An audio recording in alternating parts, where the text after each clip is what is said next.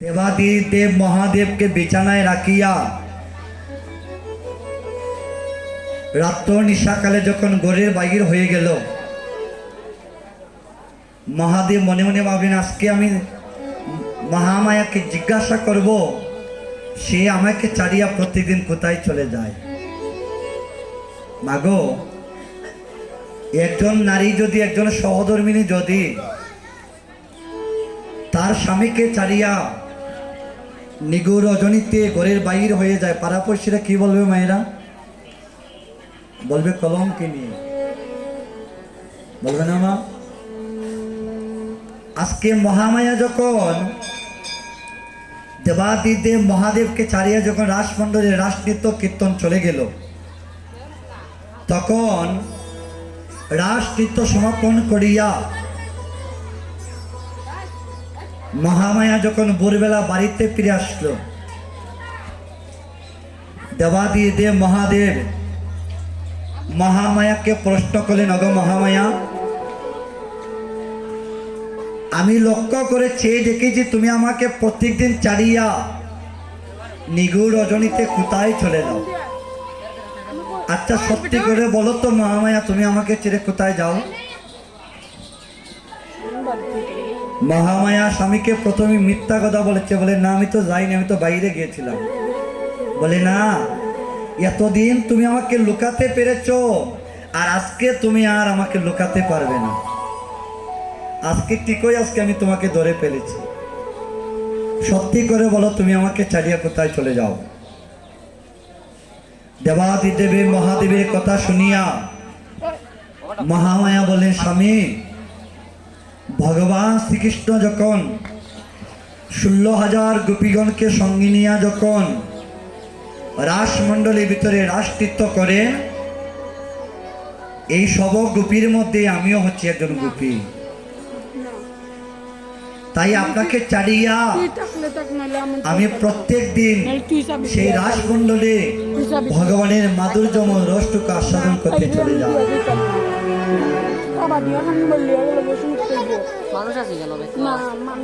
দেবাদিদেব মহাদেবের সহধর্মিনী কথা শুনিয়া বললেন, অগো মায়া গো, তোমার ভাগ্য বুঝি হলো ওই দুইটা নয়নে ভগবানের মাধুর্যময় রসটুকু দর্শন করিবা, আর আমার ভাগ্য বুঝি হলো না। আজকে আমি তোমার কাছে একটা ভিক্ষা চাইবো মহামায়া, তুমি আমাকে দিবে? বলে কি ভিক্ষা?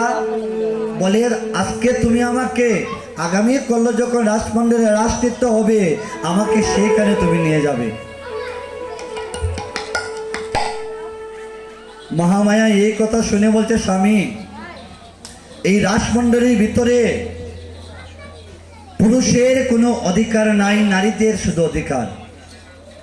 এই রাসমণ্ডলের ভিতরে শুধু নারীরা যেতে পারে, পুরুষের কোনো অধিকার নাই। বলে যদি নারীদের অধিকার থাকে তাহলে তুমি আমাকে নারী সাজে সজ্জিত করে দাও, তবু আমার ওই দুইটা নয়নে আমি ভগবানের মাধুর্যময় রাসলীলা দর্শন করব। গোপীদের মনে একটাই বাসনা ছিল গো মা। কার্তিক মাসে কাত্যায়নী মাকে বলেছিল, মা, আমাদের বরে যদি তোমরা প্রসন্ন হও, আমাদের ভক্তির জুড়ে যদি প্রসন্ন হও, তাহলে আজকে তোমার কাছে একটা বর চাইবো মা। কাত্যায়নী মা বলেছিল, কি বর চাও? বলে আগামী রাস রজনীতে যেন একবার আমরা ভগবানের কৃপাটুকু লাভ করতে পারি। হরি বল। তাহলে তুমি আমাকে নারী সাজে সজ্জিত করে দাও। দেবাদিদেব মহাদেবকে মহামায়া নারী সাজে সজ্জিত করলেন। মহাদেবের লম্পা জটা ছিল না মা? এই লম্পা জটা দিয়া ভালো করে কুপা বাঁধিয়া বড় করে মাথায় ঘুমটা দিয়ে, মায়েদের ঘুমটা কেন দিতে হয়? ও মায়েরা, মাথায় ঘুমটা কেন দিতে হয়? বলে আপনি যতক্ষণ সময় ঘুমটা দিবেন বেশি বেশি করে, আপনার স্বামীর আয়ু বৃদ্ধি হবে। এখন আর এই যুগ আসেনি গো মা, হ্যাঁ, এখন আর এই যুগ নাই। বলে আমরা মাথায় ঘুমটা দিতে পারি না, মাথায় আঁচল দিতে পারি না। তবে আমার কথা নয়, মহাজন্য বলে গেছেন, যত মায়েরা মাথায় ঘুমটা দিবে তত স্বামীর আয়ু বৃদ্ধি হবে। দেখবেন আমাদের এই যুগে দু একটা তিতা কথা কইমা, রাগ করবো না তো? আমি কিছু তিতা কথা বলি, রাগ করবেন না, বাস্তব কথা বলি। দেখবেন আমাদের অনেক মায়েরা, অনেক বোনেরা দেখি বাবা চুল কাটে, চুল বাট্টি করিয়া স্টাইল করে না মায়েরা? আপনি যদি চুল কাটেন, একজন নারী যদি বাবার বাড়িতে তাকিয়া যদি চুল কাটে তাহলে তার বাবার এই কয়লা হয়ে যায়। আর একজন নারী যদি স্বামীর বাড়িতে গিয়া তার চুলের কাটিং ধরায় তাহলে স্বামীর আয়ু বৃদ্ধি হয়, মানে স্বামীর আয়ু ক্ষয় হয়ে যায়। স্বামী বেঁচে থাকতে ছিল 10 বছর, থাকবে 5 বছর, হরিবল। তাই যারা চুল কাটেন, মায়েদের কাছে ভিক্ষা চাইব, আপনারা এই চুলটা কাটবেন না, হরিবল। কারণ কেউ জানিয়া শুনিয়া আপনার স্বামীকে বিপদে ফেলবেন না, হরিবল। আমার কথায় কেউ কষ্ট পাবেন না। যদি কষ্ট পেয়ে থাকেন, আমি সবার কাছে ক্ষমা প্রাপ্তি, হরিবল। নিজের ছোট ভাই মনে করে, কারো সন্তান মনে করে আমাকে বৈষ্ণবী অপরাধে ক্ষমা করবেন, হরিবল।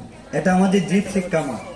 এটা যদি আমরা কীর্তনীয় বৃন্দরা না বলি, আমরা আসলে দাঁড়িয়ে যদি আমরা সত্যি কথাগুলি না বলি, তাহলে আমাদের জীব কেমন করে শিক্ষা পাবে বাবা? আজকে দেবাদিদেব মহাদেবকে মাথায় ঘুমটা দিয়া সেই চলে গেল রাস মণ্ডলের ভিতরে রাস নৃত্য করতে। ভগবান শ্রীকৃষ্ণ যখন রাসমণ্ডলের ভিতরে রাস নৃত্য করতে লাগলেন, যেভাবে প্রত্যেকদিন রাসমণ্ডলের ভিতরে প্রেম হয়, আনন্দ হয়, আজকে